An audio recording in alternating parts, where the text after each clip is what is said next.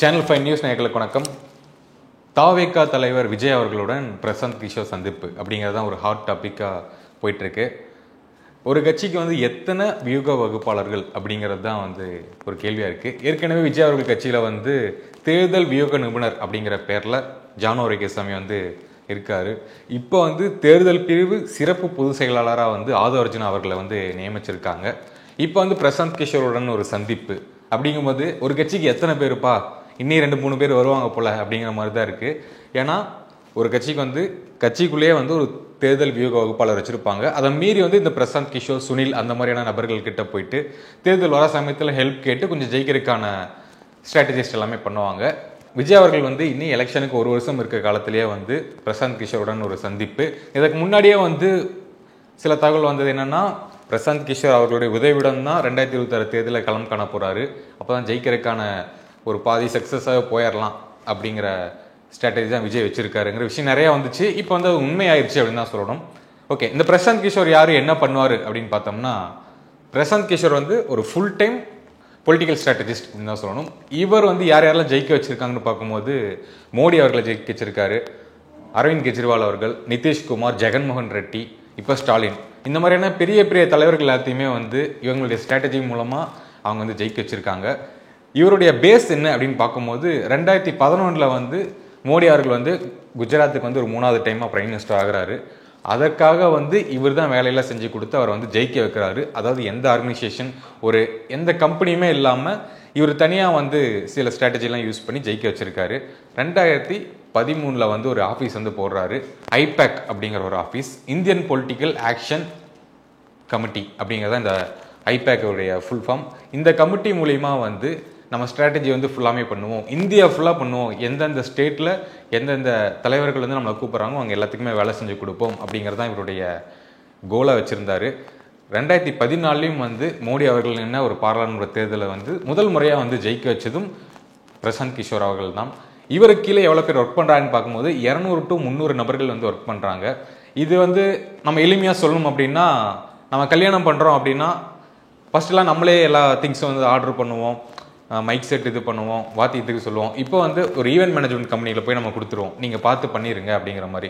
கிட்டத்தட்ட இது ஒரு ஈவெண்ட் மேனேஜ்மெண்ட் கம்பெனி மாதிரி தான் இவர்கிட்ட போனோம் அப்படின்னா இவங்கள்ட்டே டிசைனர் வச்சுருப்பாங்க, ஸ்ட்ராட்டஜிஸ்ட் இருப்பாங்க, மேனிஃபெஸ்டோ வரைக்கும் எல்லாமே A to Z அப்படிங்கிறது எல்லாமே இவங்களே பண்ணி கொடுத்துருவாங்க. எப்படிலாம் பிரச்சாரம் பண்ணணும், எப்படிலாம் நீங்கள் பேசணும், இன்டர்வியூ இந்த கொஸ்டின் இந்த மாதிரி ஆன்சர் பண்ணணும், இந்த மாதிரி ட்ரெஸ் கோட் இருக்கணும், இந்த மீட்டிங் இந்த இடத்துல வைக்கணும் அப்படிங்கிற எல்லா டீட்டெயில்டாக A to Z தேர்தலுக்கு பண்ணி கொடுத்து அவங்களை ஜெயிக்க வைக்கிற வரைக்கும் வேலைகள் எல்லாமே பிரசாந்த் கிஷோர் அவர்கள் பண்ணுவாங்க. முக்கியமாக இவருடைய கம்பெனியில் சில இளைஞர்கள் வேலை செய்கிறாங்க. அதாவது ஸ்டூடெண்ட்ஸ், இப்போ படிச்சுக்கிட்டு இருக்க ஸ்டூடெண்ட்ஸ்லாம் வேலை செய்கிறாங்க, பொலிட்டிக்கலில் ஆர்வம் உள்ளவங்க. ஏன்னா நிறைய ரிசர்ச் பண்ணணும் அப்படிங்கிறனால வயதான நபர்கள் வச்சு வேலையோ பிடிச்சிட்டு இருப்பாங்க. அப்படிங்கும்போது ஸ்டூடெண்ட்ஸாக வச்சு வேலைகள் எளிமையாக முடிச்சிட்டு இருக்காரு அப்படின்னு தான் சொல்லணும். இவருக்கு அரசியலில் வரணும் அப்படிங்கிற ஒரு ஆசையும் இருந்திருக்கு. 2022 ஜன் சுராஜ் அப்படிங்கிற ஒரு அமைப்பு தொடங்கினாரு. அதில் சில வேலைகள் எல்லாமே செஞ்சுக்கிட்டு இருக்கும்போது இதையே நம்ம கட்சியாக மாற்றக்கூடாது அப்படின்ட்டு 2024 அக்டோபர் 2ஆம் தேதி ஒரு கட்சியாக அதை ஆரம்பிக்கிறாங்க. இந்த கட்சியினுடைய கோல் என்ன, கொள்கை என்ன அப்படின்னு பார்க்கும்போது, தாழ்த்தப்பட்டோருக்கு எல்லா விஷயமே கிடைக்கணும், அவர்களும் மற்ற ஜாதியினர் மற்ற மதத்தினர் மாதிரி அவங்களும் ஈக்குவலான ஸ்பேஸில் வாழணும் அப்படிங்கிறத அந்த கட்சியினுடைய கொள்கையாக வச்சுருந்தாரு. இதற்காக இவர் தலைவராக இருக்க போகிறது இல்லை அப்படின்னு சொல்லிட்டாரு. நான் கட்சி ஆரம்பிச்சிருக்கேன், தலைவர் அவங்க சமூகத்திலேருந்தே ஒருத்தர் தலைவர் ஆவாங்க, வருஷம் வருஷம் தலைவர் மாற்றிக்கிட்டே இருப்பாங்க, 5 வருஷம்னா 5 வருஷத்துக்கு ஒவ்வொரு தலைவராக மாறுவாங்க. இது நம்ம ஊர் படம் படி பார்த்தோம்னா அருணாச்சலம் படம் அப்படின்னு தான் சொல்லணும்.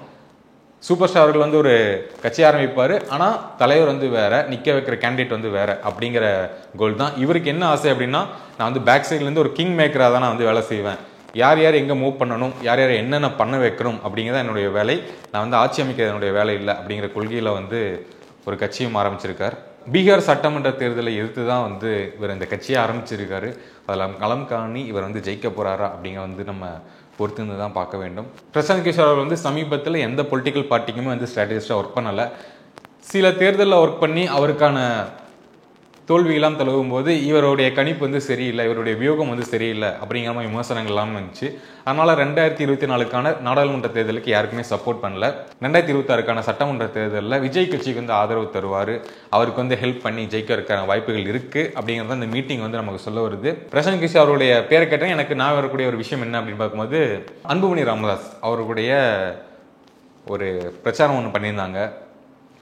மாற்றம் முன்னேற்றம் அன்புமணி அப்படிங்கிற ஒரு போர்டெலாம் வச்சு இவர் தான் வந்து அடுத்த முதல்வராக போகிறாரு அப்படிங்கிற ஒரு கேம்பெயின் வந்து பெரிய லெவலில் பண்ணாங்க.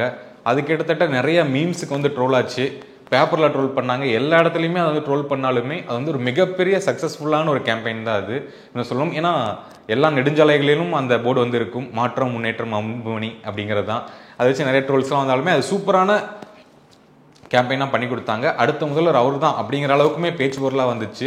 ஸோ அந்த அளவுக்கு பண்ணவர் அந்த வாய்ப்பை வந்து அன்புமணி அவர்கள் வந்து சரியாக பயன்படுத்தாமல் இழந்துட்டார்.